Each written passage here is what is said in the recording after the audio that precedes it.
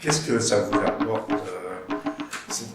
cette expérience de coopération volontaire? Okay. Moi, le premier terme qui me vient, c'est vraiment échange de culture.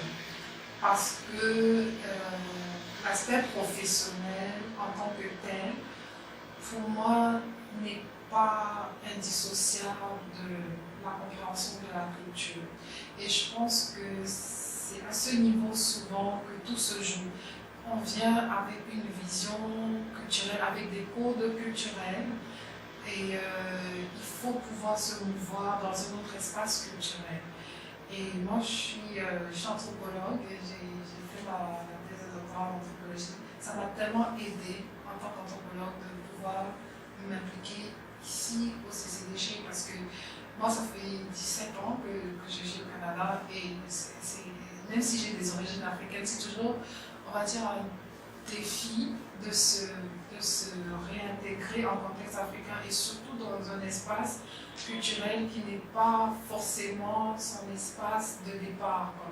Donc pour moi, je pense que le terme coopération vient automatiquement avec le terme échange culturel, parce que on apporte une culture avec nous, et puis on reçoit aussi beaucoup des autres.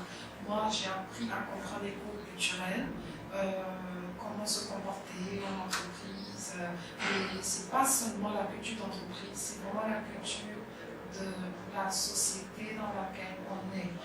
Et c'est très important. Moi, je trouve que c'est vraiment primordial. On ne peut pas travailler si on n'a pas décelé ces codes, ou du moins on va se planter. Moi, au départ, il y a des moments où on m'a dit, écoute, ça ne marche pas comme ça, là. Et puis je me suis dit, bon, ok, calme-toi, bon, comment tu fais? Okay.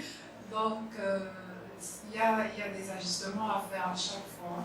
Et je pense qu'il faut venir vraiment avec très peu d'ethnocentrisme, c'est-à-dire avec très peu de vision que sa culture est la meilleure et qu'on va venir l'apprendre aux autres. Il ne suffit pas de venir avec des connaissances et de dire voilà, je vais aider. Non, il faut vraiment être très humble et s'effacer complètement et laisser les autres nous nourrir. Et c'est quand ils se rendent compte que voilà, on a laissé tomber toutes nos prédispositions. Moi j'appelle ça accepter de se laisser décoder et qu'on est à leur disposition. Là, ils nous acceptent et puis ils sont prêts à recevoir ce que nous, on est venu apporter. Bon, moi je pense que c'est ça la coopération. Ce que moi je retiens de la coopération, c'est vraiment cet échange culturel qui a, je pense, autant de poids chez le récepteur, le bénéficiaire, que chez le coopérant qui l'emporte. Parce que nous, on part avec quelque chose. Moi, je repars avec beaucoup d'enseignements. J'ai appris beaucoup ici culturellement. Les codes de conduite, la retenue, la discrétion. Écoutez, je suis avec mon fils, j'apprends à travers mon fils à l'école de mon fils, ils ont des façons de faire.